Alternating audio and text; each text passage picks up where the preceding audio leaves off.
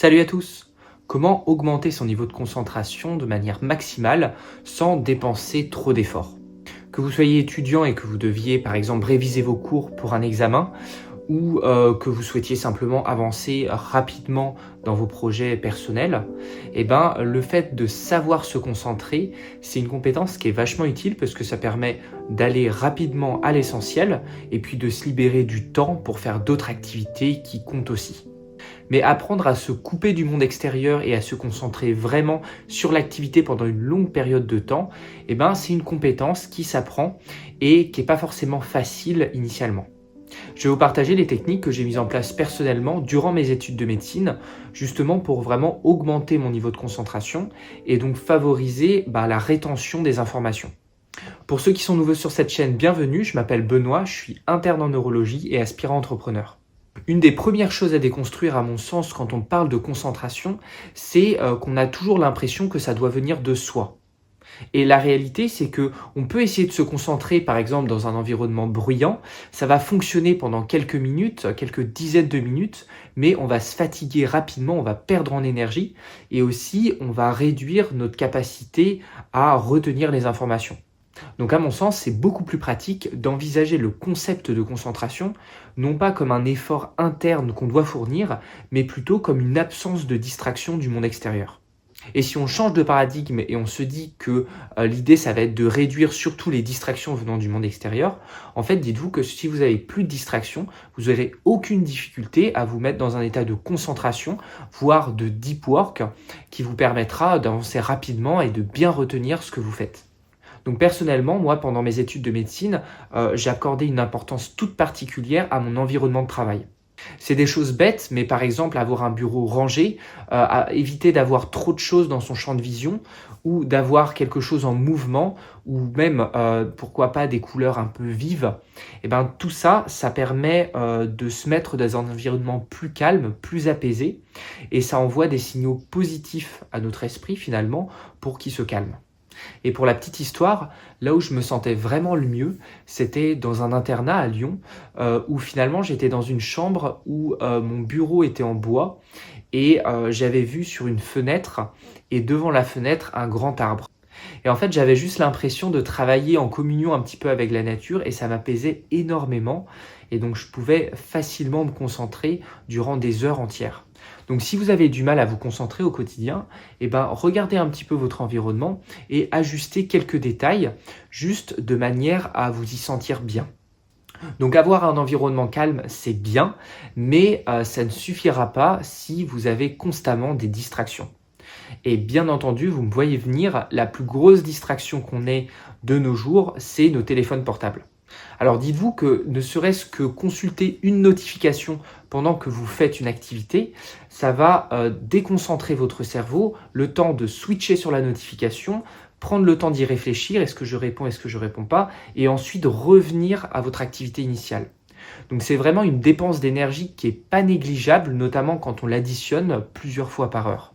Et donc bien sûr, si vous aspirez à bien réviser ou alors à avancer rapidement vers vos objectifs, arriver à se déconnecter du téléphone, c'est une mesure qui est presque essentielle. Alors il y a plein d'astuces qui existent aujourd'hui.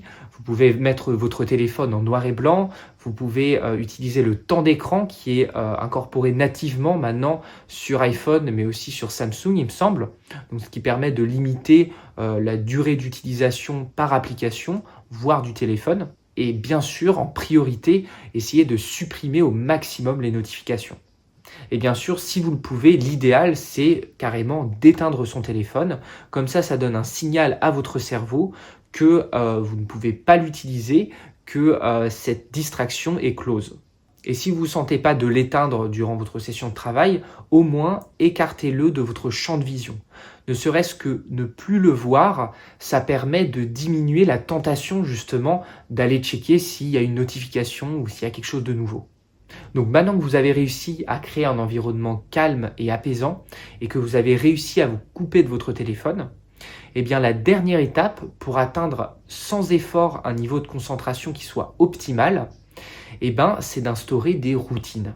Ça, c'est aussi un truc magique que j'ai expérimenté au fur et à mesure des années. C'est que quand on se met à faire une activité sur un créneau horaire dédié, eh bien rapidement, le cerveau, quand l'heure de l'activité arrive, il va switcher automatiquement dans celle-ci. Et vous n'aurez même pas d'effort à fournir pour vous y mettre. Ça va venir en fait naturellement. Et ça, c'est vraiment un pouvoir magique parce que ça vous permet de ne pas forcément avoir besoin d'être motivé pour vous lancer. Parce que la motivation, elle fluctue, elle va être présente un jour et pas présente l'autre jour, alors que si vous avez la routine, eh bien ça devient presque automatique. Donc si on prend l'exemple des études, moi en médecine, je me faisais des séances de travail courtes qui duraient 3/4 d'heure environ.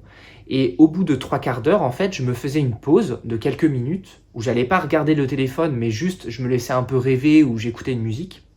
Et ensuite, je passais à une autre spécialité, un autre type d'exercice, en fait simplement pour renouveler l'intérêt et pour renouveler la concentration.